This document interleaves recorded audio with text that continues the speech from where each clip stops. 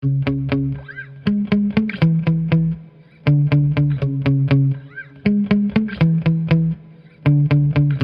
got to share with you something so powerful right now about sabotaging your business and why you got to watch out for this, because it could hurt your business. You got to pay attention to me, all right? My wife just came home, and she likes to go once in a while get her nails done with her mom and her sister. It's a beautiful thing. And they went out to breakfast. I won't say the name of the restaurant. I don't even care. But this is about your business. Trust what I'm about to say right here. My wife is a very clean, particular woman, and I back her up on that because I've learned so much from her. That's a different video. She ordered a cup of coffee. Trust me here. This is about your business. So listen to what I'm saying. There was a nasty dark ring in the coffee cup because it wasn't clean, right? My wife was like, trust me here. Keep listening to what I'm saying. Because this is about your business.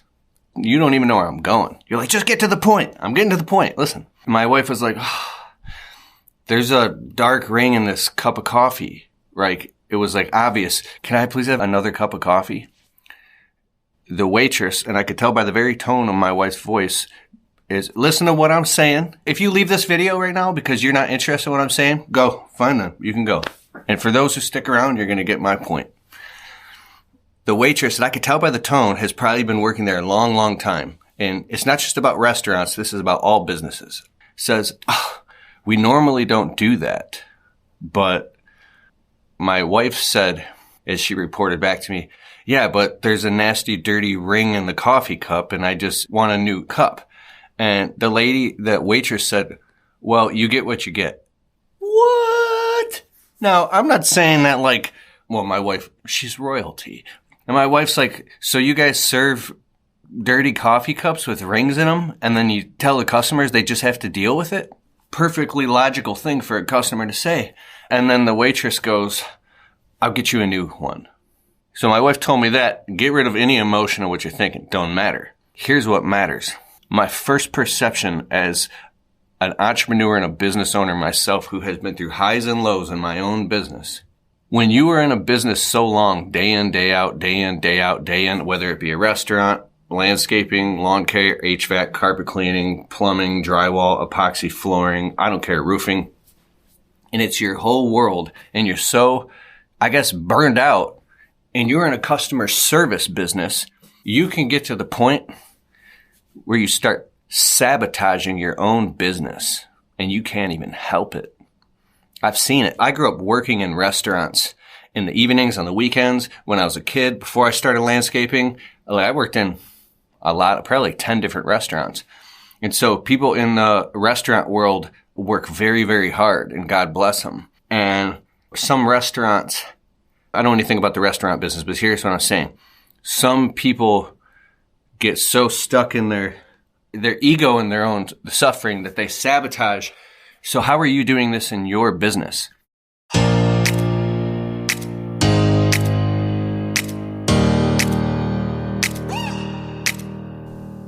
Untrapped podcast listeners, ready to get more clients? Footbridge Media helps contractors like you get found online. They create high-converting websites and boost your Google rankings so potential clients can find you. Get the leads you deserve. Visit footbridgemedia.com/Keith to untrap your business. I remember there was a time in my own landscaping business where I was so burned out and frustrated, and I hated my business so much because it wasn't giving me back what I was putting in. And I was bending over backwards for these customers. And even though I was making them happy, I got nothing out of it. What I didn't see is everything that I was getting. And I could talk about that for an hour, all the gratitude that I have for all the lessons that I learned. And the lens that you look at things through, when you change the way you see things, the things you see literally change. So a wise man once said, you can change how you see it. If you can't change it, change the way you see it, right? Very important. If you read Dr. Frankl's book, Man's Search for Meaning, that'll give you a checkup from the neck up. And I instantly saw a restaurant where they're sabotaging their own restaurant. And I feel like I want to make a whole masterclass about this and take copious amounts of notes. And it's like, I really want to take my YouTube channel to a level where it's like almost like I won't even have time to run an actual landscaping business because I have so many epiphanies and so many ideas that I'm so passionate about that make so much sense that I have to like lock myself in a studio as a full-time job and come up with my magnum opus and draw graphs and plans and charts and go full esoteric to bring it all the way back down into the logical and have proprietary language and frameworks of things where I draw conclusions and epiphanies because I know this and I feel this. And if I can work and develop so I can verbalize it properly and break it down practically with some type of systematic communication to where a higher percentage of people go, oh, and have these epiphany bridges, I believe that what's in my heart can impact so many people. But I'm so busy running my own landscaping and window cleaning business and trying to make these videos for 10 years on the side while doing it. I'm being pulled in multiple directions, and I have gratitude because the very excitements and customer service and pain and suffering that I experience in my own business is the stuff that gives me the juice to allow me to even say this, man. I'm so passionate about seeing things from a perspective of causality. Some people might watch my videos and be like, this guy's weird. He's just talking in front of a camera. What is he doing? Right? Everybody's a different color. I want to see guys mowing tall grass. I want to see equipment. Bro, I could post a video of a lawnmower, a piece of equipment, or about something, takes off. Oh my God, look at a piece of equipment. But then I go to say something philosophical that can impact the route of a man's life. Something that I've learned so deeply that has got me and pulled me out of the pit of my despair and got me on a path of happy gratitude. And I'm trying to explain that to someone, and they're like, next, I want to see the equipment. So it's like, I got to figure out how to do both. I'm fired up right now. I can't even upload this video. Don't sabotage your business just because you're going through something. It's never the customer's. I should have started it with this. It's not the customer's fault if you're going through a hard time. There's a law. Look at law, irrefutable law. I'm not talking about legal stuff. I'm talking about like the laws. It's testing you. Your business is testing you. And if you can't make it through, so you have to be trusted with small things. What you think is a big thing is a small thing.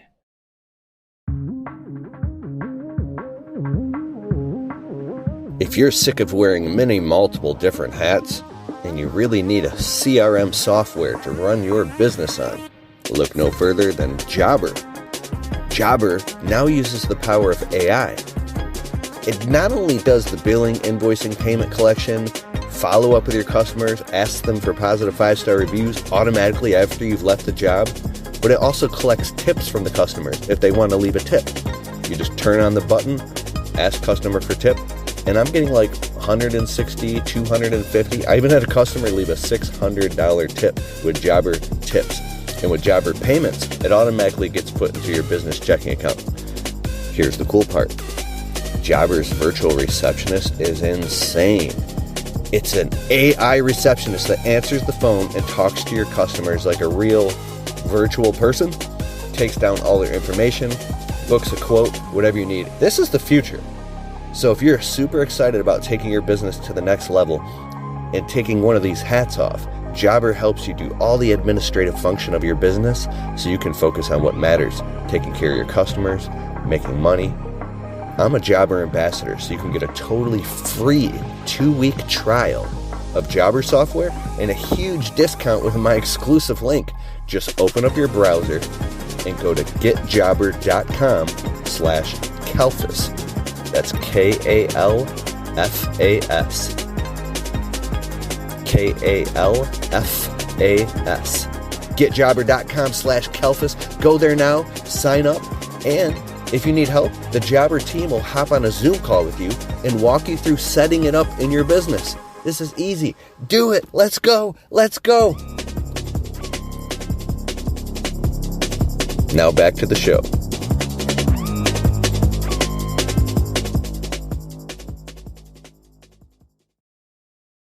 Right? This big problem, oh my God, I'm scared, I'm stressed. This is just a small thing.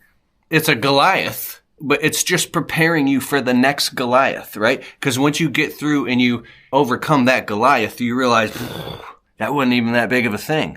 That was just me making a mountain out of a molehill. It was just preparing you for the next Goliath. If you read Ray Dalio's book, Principles, read that book on audible.com. I kind of feel like it was Tony Robbins who kind of convinced him, and I don't know for sure, because I've read Tony Robbins' book like Money, Master the Game, and his new book, The Holy Grail of Investing. I just started reading, that's intense. And Unshakable, he interviewed Ray Dalio in his book. He was talking about how like it's just constantly upward. Like you go to do something great and you take a risk, and what does it do? It creates problems. This is like kind of like the book Principles. And then you go to work to solve those problems and you tackle, and it's a long, hard road, and then you figure it out. Some problems are easy, some problems are really hard, but you are not going to get to the next step until you solve this problem, right? And then you can do all these other things, but you're avoiding this problem until you fix that problem. You're stuck. So as soon as you solve that problem, you unlock it, lock it, you go to the next step, and you open up another problem. And he said it's an ever nonstop, ever evolving problems, and that's all it is. And when you stop seeing as I want to be successful and get through these problems, and you see it for what it is, you're in the business of solving problems. And then you embrace that, and you even get excited about that. That's how you become astronomically successful, because problems are a sign of progress. Bro, I'm surrounded by wise men in my life who counsel me and talk to me and will sit on the phone with me for an hour. I'm very blessed, and it will walk me through things that, bro, I don't know where I would be without. I've even watched very men that I've given advice to and counseled rise up in their integrity, their philosophy, their psychology, their business, and now they counsel me. I'm surrounded by great men. And if you have a brotherhood, and you got to be a brother too. You got to be there for people too. If you've been mentored, then mentor someone else. Pay it forward. But if you have a brotherhood of men around you, my YouTube channel is like 93% men. So when I address men, women too, I respect you too. I absolutely do. But what I'm saying is you are very blessed. And if you have that, then you have everything. Because what is it to become a rich man or a wealthy man if you can't trust nobody around you? You don't have any true friends and a true brotherhood and people you can call on when you're going through a hard time. What is it to be a wealthy man if you have nothing but people around you saying yes to you and just wanting to get something from you? Or maybe they only respect you because they're afraid of you, or because you're giving them a paycheck, or only around you because they believe that they can or eventually can get something from you. And then what happens if you go through a hard time and you're not the rich man anymore, and those people flee from you like they never knew you? And you'll find out who your real friends are. My friend said, if you get to the end of your life and you have enough real friends that you can count on the fingers of one hand, my friend, then you've lived a good life. You have real friends. So with all that being said, you think about all this and you think about your business, and I want you to ask yourself and consider, in what ways have I potentially been sabotaging my business? And some of this stuff starts in the home. You might have ideals that are messed up. You might be comparing yourself to rich men, beating yourself up, saying, how come I don't have what they have yet? I've been working so hard and I watch these men. These men have nice trucks. They're getting nice houses. Their wives are driving nice cars. They're going on vacations. I work so hard. Why don't I have any of that yet? You might become envious.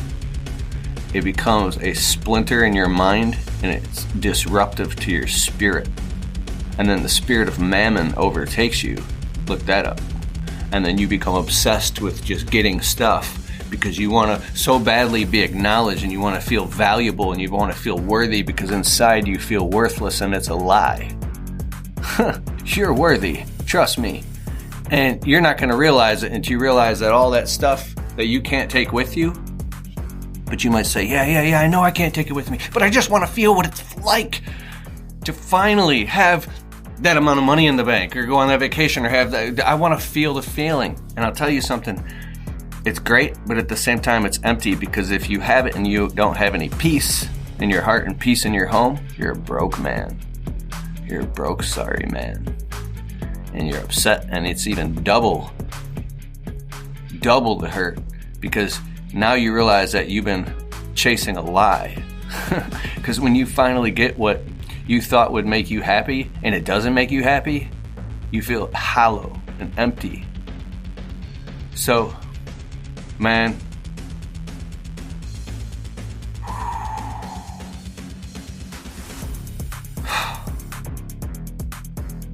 I'm going to stop right here because I got more to say. There's a whole story I want to tell you. I could tell you some stories. Let me know in the comments below if you like these type of videos, because I can talk about stories and tell you stuff that has changed my whole perspective, and I promise you. But I don't know if you like me sitting here talking like this. Don't you want to see the equipment and the trucks and the trailers? What do you want, bro? Come on, let's do this. We got this. Let's go.